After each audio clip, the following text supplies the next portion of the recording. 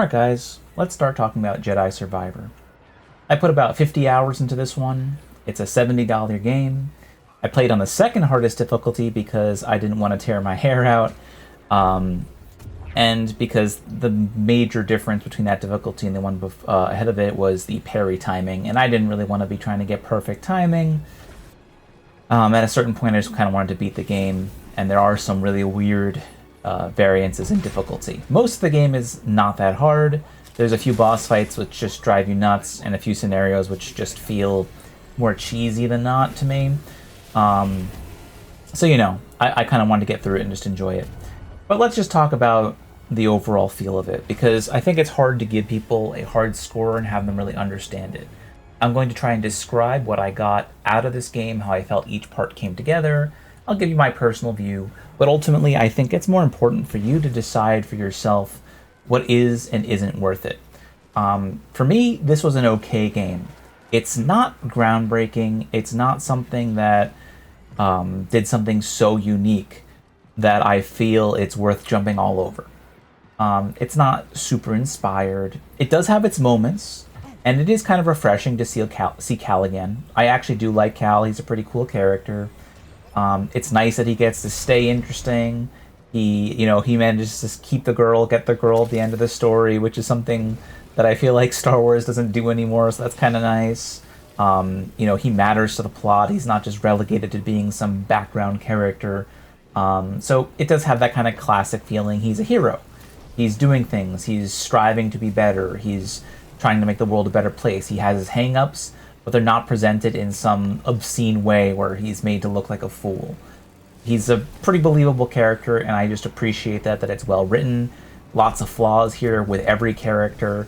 Everybody has weaknesses and strengths. It's well done like that. The characters that are the part of the main plot are enjoyable to watch. I actually like all of them. I didn't really have any issues there. So yeah, overall the main storyline was pretty decent. There are some forced moments. There is some drama. There's some cutscene defeats where you were winning, but you just suddenly start to lose because the plot demands it.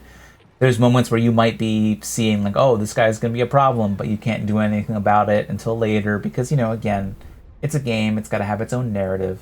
I don't want to totally spoil anything, but some of the big reveals are pretty telegraphed.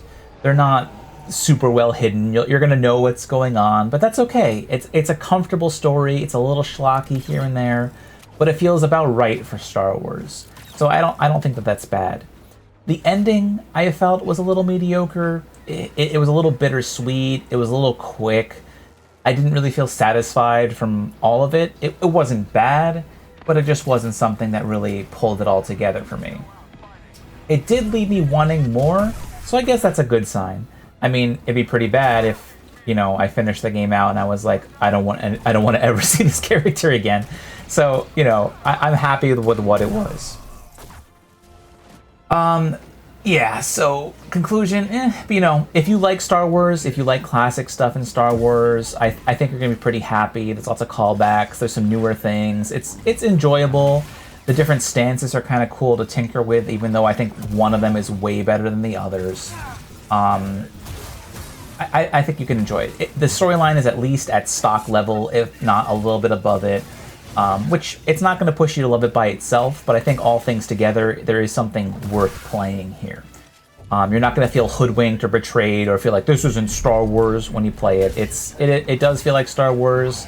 There are some problems that people will always have with Star Wars games, like, oh, why can't my lightsaber cut through everything in one shot? Why do enemies have the ability to block some stuff? And they're fair complaints, but it's also like to make the game, not over instantly.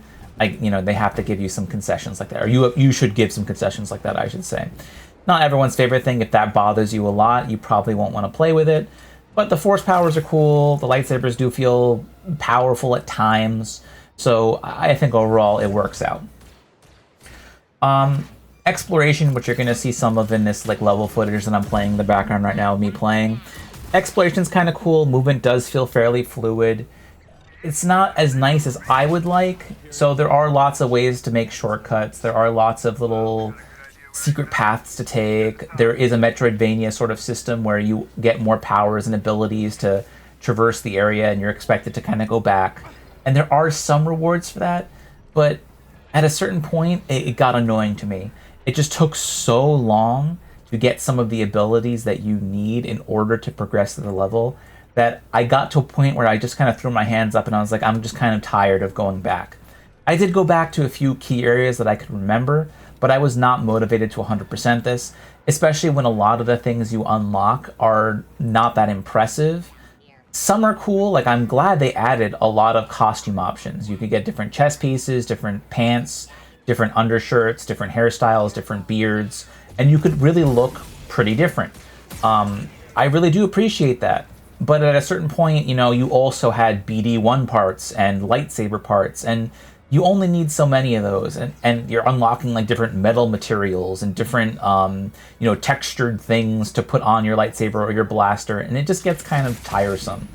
There were some cool unlocks, like some boss fights, like legendary creatures mostly, and some bounty hunters you could fight, which were okay, but they started to repeat the same enemies, and it just, once you knew how to fight them, you were going to be able to beat them pretty easily. There was no huge surprise or really incredible fight that I had found. So that didn't really motivate me to go back. Traversal, though, with all the movement things together, which I think at this point in the footage I have, you have pretty much all the traversal things. It was pretty cool. Mostly it's intuitive. You can kind of tell where you're supposed to go. There's a few areas where I did get a little confused. Maybe that was because I was tired at some points. Maybe that's because I just wasn't paying as much attention as I should have at times. I didn't generally get stuck for very long. I felt like it was pretty understandable what I was supposed to do.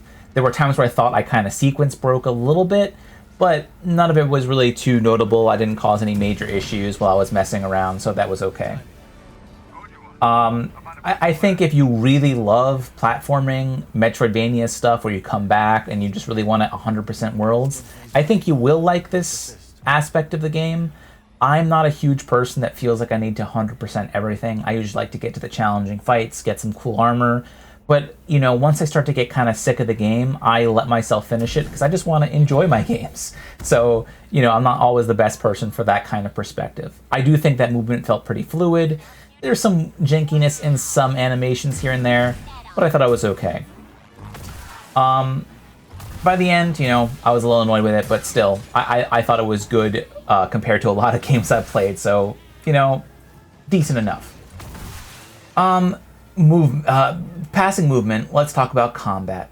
Combat is where I have some problems and some positives. Already in this footage, you might have seen me start to swing my two-handed lightsaber and get hit immediately, even by weak enemies. This is because of the stance that I tried to use, which was the least favorite one that I could find online, the two-handed one. It has some massive benefits to it. You have a lot more block, not enough that I think warrants it being like that. And by block, I mean you can block a lot longer than other stances do. Their block effectively breaks after a while. The two-handed stance gives you a lot more, but not so much more that you can just sit there. You're supposed to kind of parry, and that's true of all stances. So I feel like that's not a huge bonus. The big bonus with a two-handed stance is how much basically like stagger damage you do and how much just damage you do in general.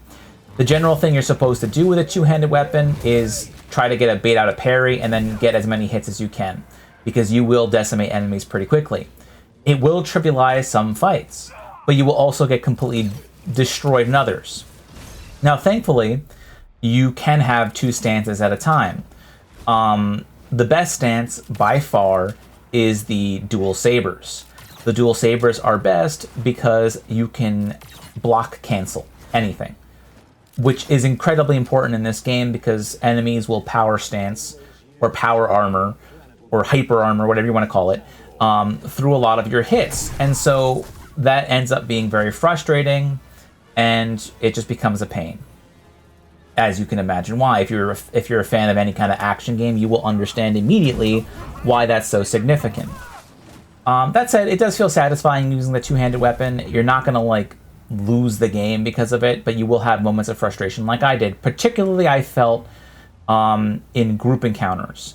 I did the two-handed weapon and the blaster stance. The blaster stance also could trivialize some enemies because being able to shoot, surprise, surprise, is surprisingly powerful. You know, having range attacks that are decent.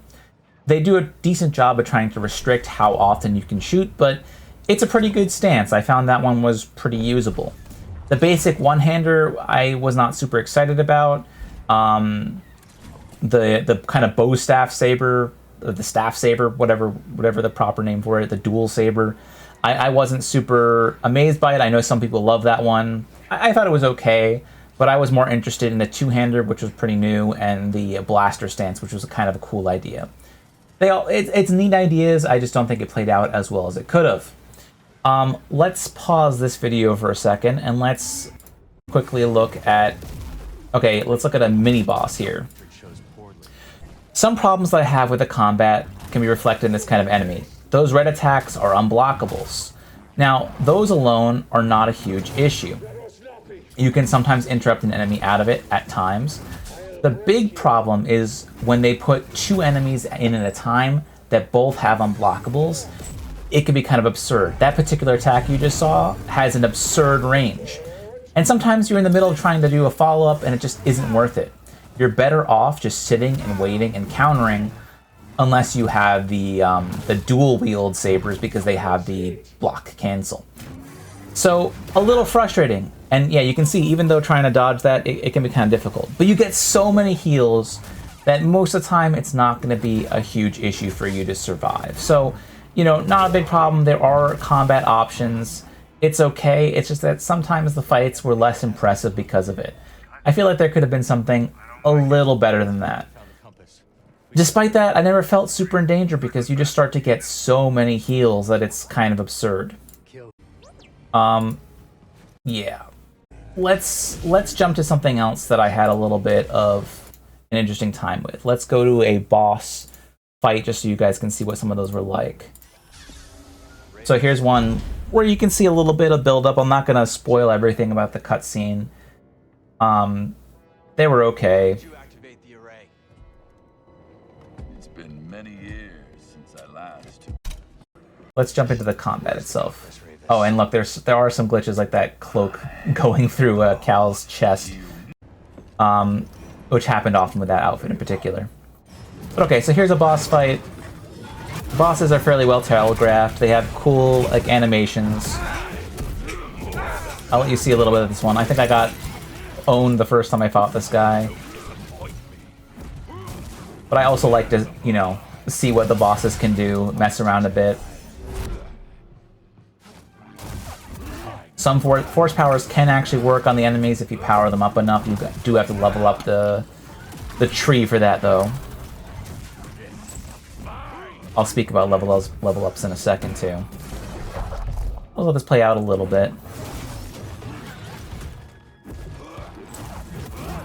Just so you can kind of see how these kind of go.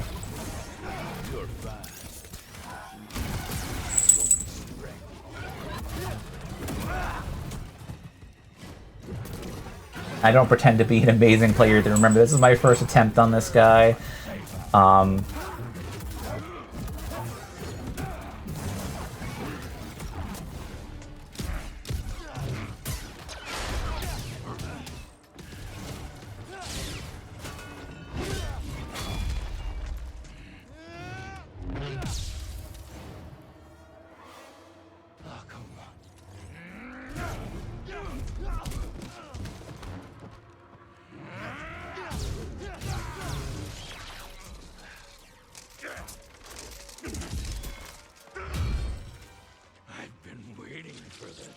You get some cool power-up moment.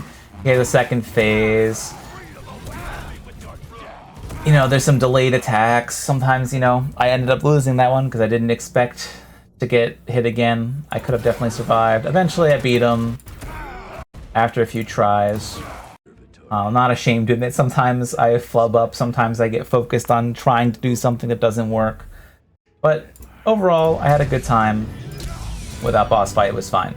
A lot of boss fights are good. There's some challenge there. You might lose once or twice. I didn't find myself having that much trouble with most of them. You know, I might lose the first time because I'm trying to learn the parry timings. I'm trying to learn what's safe, especially because I was mostly only using the two-hander because I like to put insane things like that on my own head because I'm weird like that. Maybe you are too. The one fight that I did feel was really annoying, and this is a bit of a spoiler, sorry, you get to fight Vader as a Jedi Master that you might know from the previous game, which is pretty cool. I thought this was neat. You know, you get to actually challenge him and have somebody who should be not on an equivalent level, but able to stand up to him, even though, you know, ultimately not able to beat him. The problem I had with this fight, though, is that randomly they greatly take down the amount of healing you have as an option. Now, Vader isn't like the hardest guy in the world because he doesn't attack super quickly, but it was kind of jarring to suddenly be swapped to a much lower healing amount, to be taken out of your usual stances, to be, you know, not have the usual abilities you would, and trying to fight a boss with this character you really don't know their moveset for. Was it terrible? No. Was it impossible? Not at all. But it was a little frustrating. Most of the time that I lost on this was because you have to fight multiple phases of this on your limited amount. And if you're trying to learn the, you know, the proper way to fight it, it can get a little frustrating. And, you know, you might be, like, right there. It's not like I wasn't trying to dodge, but I dodged a little to the side and I did a lot of iframes. It's like, okay, I'm not necessarily used to this character's movement. I'm not necessarily used to all this stuff. Whatever. I can definitely play better. I eventually managed to beat this, but I found this one to be really hard for some reason. I don't know if it's just because of some delayed attacks that kept catching me. I don't know really what happened to me there, but wasn't my favorite thing in the game. And there's times where like games do this. I don't mind it. It would have been nice though if Cal got to fight Vader, if the character you've been working on the whole time and building and going through different options was the one who got to do it. That would make a little more sense. So I found that narratively, I understood why, but I found it a little frustrating. Maybe we'll get a chance to fight Vader in the next one, if there's a next one. But yeah, it was a little eh. No, I need some time to think. Let me see if I can. Okay, so customization. There's a lot of customization options. You can customize your lightsaber. You can customize BD1. You can customize what stance you're in. You do level up, so you get to choose if you power up your stance, like if you learn new abilities, like different things that can happen within your stance. You can learn more force abilities. You can learn to have more heals. You can learn to have more health. There are some light RPG mechanics here, which is kind of cool. Being able to change out what parts make up your gun is nice. They don't change anything functionally, but it does look cool. There's also this weird perk system, which can improve, you know, like how big your block gauge is, how much damage you do to an enemy's like sort of stagger meter. It can give you options that you don't have normally for like your blaster. Like you could have like a different type of shot or something like that. It's kind of neat, a little half-baked. I found it kind of frustrating because I wasn't always going to find all of them. But, you know, it's nice to have some choice. Do I think it was absolutely mandatory? Not really. Do I think it changed the game a ton for me? Not really, but you know, for some people that matters a lot, and I think that's neat. I did spend some time customizing the lightsaber. I went with like a bone and wood theme because I was like, oh, that sounds kind of cool. It's something different. So, you know, that's okay. Customization's all right. You know, you can level up. You can spend some time messing around. It's not a bad thing. Now, in terms of world travel, I think it was kind of not what I expected. If you're going to this game expecting huge sprawling worlds to be in every place, like the first place you go to, you're going to be disappointed because some of them are very quick. They're much smaller. They're like one little area. It's not ideal. You know, for the different planets, they do look different. I will give them that. But there's only like one or two which really are big exploration zones. The rest are much smaller and thus easier to 100%. I don't mind that per se, but I do feel like it was just a little bit of a weird decision to put all of the exploration into basically one planet, and the other ones are like, you know, a little smaller, a little easier, more like traditional levels. Again, I actually prefer the traditional levels, but I know a lot of people are complaining about that because they were kind of expecting all the different planets to be these huge, amazing places to explore, and really they weren't. There's one main hub that you go to, and it's kind of limited. I'm going to show that off right here. So Rambler's Reach, it's a little town where most of the town doesn't matter. You're going to go into one building pretty much the whole time, and that's where a lot of NPCs that you meet appear. So you go here, you wait for the little the mask loading screen, and then here characters you might meet elsewhere on other planets will eventually come. They might give you side quests, they might have a turn-in thing. They never have anything particularly super interesting to say aside from like the main characters, like Grease and the supporting characters. They have a little bit more to say usually. There's a few other characters, like a really buff hunter, or huntress, I should say here, who I think she's pretty cool. She's like a rancher or something as well. She'll tell you about legendary creatures you can find, but again, you're not going to get incredible interactions with these characters. They're just kind of here. They're all right. They're passable. They give you the standard side quest schlock. It's nothing worth writing home about. The rewards are, they're mixed. I would say I never felt really rewarded for doing it. I try to do some of these things. I usually end up being like an 80% completer on games more often than not. I don't usually 100%, but I really felt like I kind of wasted my time doing a lot of the side quests here. It really kind of weakened my enjoyment of the game more than heightened it. So yeah. There's also some side activities here, like this weird holo battle thing you can do, where you just choose units. You slap them onto a board and you have to fight an enemy's units. You have to do it with a certain amount of point cost, and it's just not very it's not very interesting. You don't have a lot of control over it. It can be kind of a pain in the ass to get the right victories. So I didn't love that. Other characters might send you to specific zones to find some relic or to find some object that's now been placed in the world. It does get you out there, but I can't say that I adored it. You might find music to play in here, which is a thing a lot of side quests do. Again, not terribly exciting. Still, it does help it feel a little bit more like a world. It does help it have a Star Wars appeal. So I'm not going to completely knock it. I just didn't find it terribly, terribly interesting. So yeah, that's what that is. It's tedious. They're side quests. That's what you expect. The only guy that I really, really loved for side quests was the fish guy. And really that's only because he talks to you in a funny voice, and he's kind of fun to listen to when you find him in the world, and he waxes poetic about his past as a fisherman. But even that, like, I could see a lot of people hating that because it's not that amazing. He's the little guy that's sitting up here near the aquarium, which you eventually fill out. I couldn't talk to him here because usually you find him in the world and he tells you a story. So yeah, in terms of here's some of the perks that you can unlock.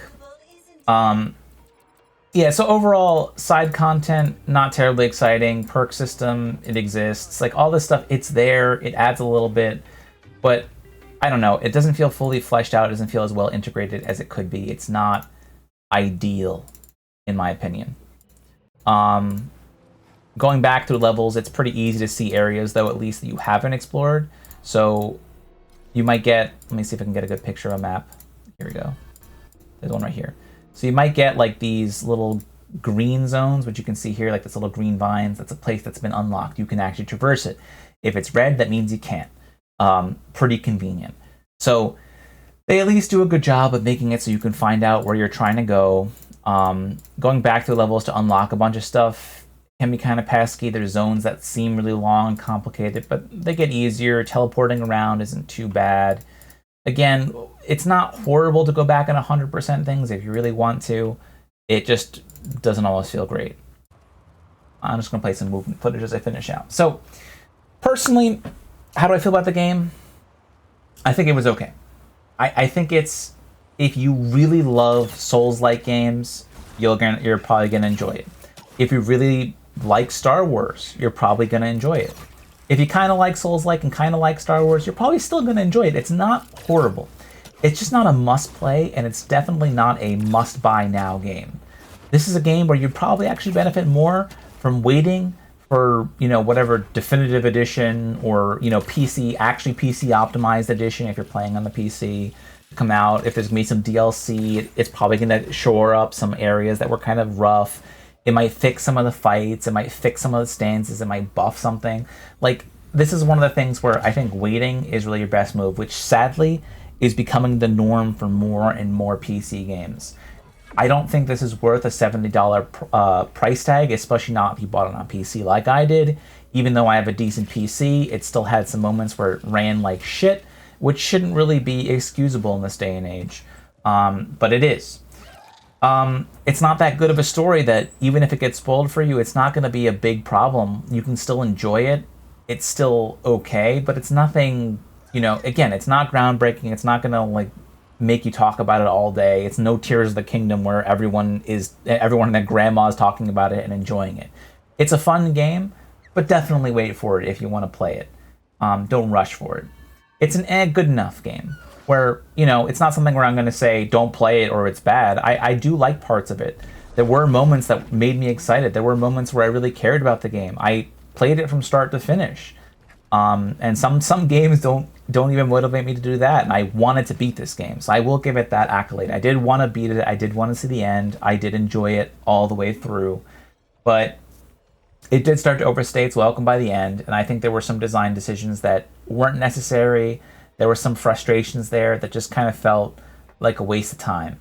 Overall, though, the feel was good. The environmental differences were good. The different planets, it was fun to go to different places. I'm glad that they varied up the locations a lot. For a sequel, I would like to see more Cal interactions with the people that actually matter to him. I don't think we need to have all these, zany side quest characters as much if we don't get as much time with the main characters. I think a lot more work could be put into having a partner with you, because sometimes they would give you a helper and they would have like a skill you could activate, but it felt very half-baked. If they want to do that, I think they need to do a little more effort with it. Another important thing is, if they're going to have these stances, they need to make the stances all feel good. I do feel like the dual wield stance was so much better than the others that it was distracting. And that's because having a block cancel is, in this kind of action game where, especially if you have enemies that are swarming you and all doing things all at once, being able to act quickly is a necessity. So that block cancel should have been normal for all the stances, or there should be some option that is useful for all the stances. There were some abilities that felt kind of pointless, like spending force points to get an automatic parry or automatic block. You'd have to put an inordinate amount into it, and sometimes, ironically enough, it was still kind of awkward to use those abilities. So I wasn't a huge fan of that. The force powers being based on, building up a meter that you can charge up by attacking makes some sense to make the gameplay a little more varied up. It's kind of fun. Sometimes the force powers felt very useful, sometimes they didn't, but it was okay. Overall, game's all right. It could be worth a look, but I definitely wouldn't pay full price for it. Obviously, that's up to you, but that's just my opinion. I hope you enjoyed it. Take care, guys.